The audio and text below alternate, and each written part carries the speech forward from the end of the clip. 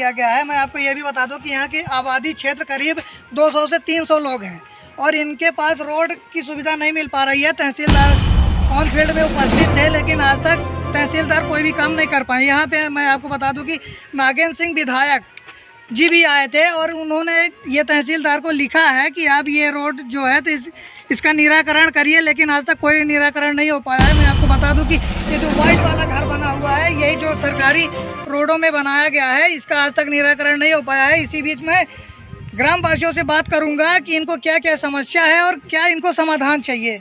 जी बताएं सर। मैं आज 2 वर्ष से परेशान हूँ। रास्ते में घर बना है, शासकीय रास्ता है, 43x40 में घर बना है और बगल से दूसरे की ज़मीन है, वो सामने वाला नहीं दे रहा है अपनी ज़मीन। हम लोग मर रहे हैं, ट्रैक्टर गाड़ी सब सर रहे हैं, आत्मदाह करने की कगार में है। हम लोग आत्मदाह कर लेंगे सर, ऐसा निराकरण नहीं होता है। तहसीलदार साहब आदेश कर दिए हैं, बेदखल कर दिए हैं, एसडीएम साहब बेदखल कर दिए हैं, आज तक कोई कार्रवाई नहीं की गई।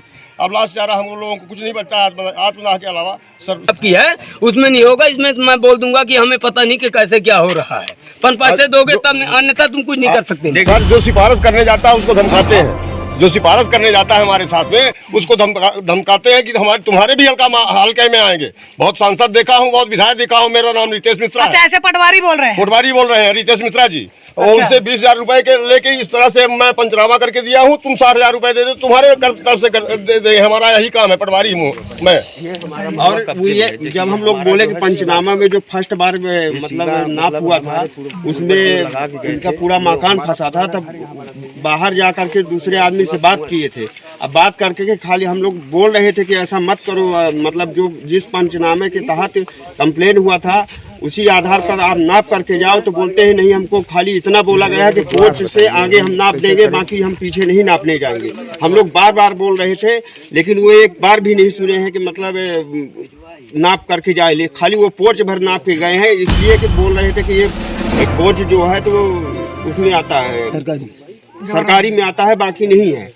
और जबरदस्ती हम लोग कई बार बोले, विनती की, ये सब कुछ हर चीज बोले, आदेश दिखाया, पंचनामा दिखाया, जो कि वो देवेंद्र मिश्रा उनके अंकल जी, उनके एक जन भाई वो दस्तखत किए पंचनामा में, देख भी सकते हैं, तो वो नहीं माने, खाली पोर्च नाप करके चले गए। हमारा पैसे की बात मेरे से देवेंद्र मिश्रा डायरेक्ट बोले थे कि मेरे पास पैसा है, एसडीएम तहसीलदार यानी थाना पुलिस कोर्ट कोई भी होगा तो मैं खरीद लूंगा, पटवारी मेरे कब्जे में रहेगा।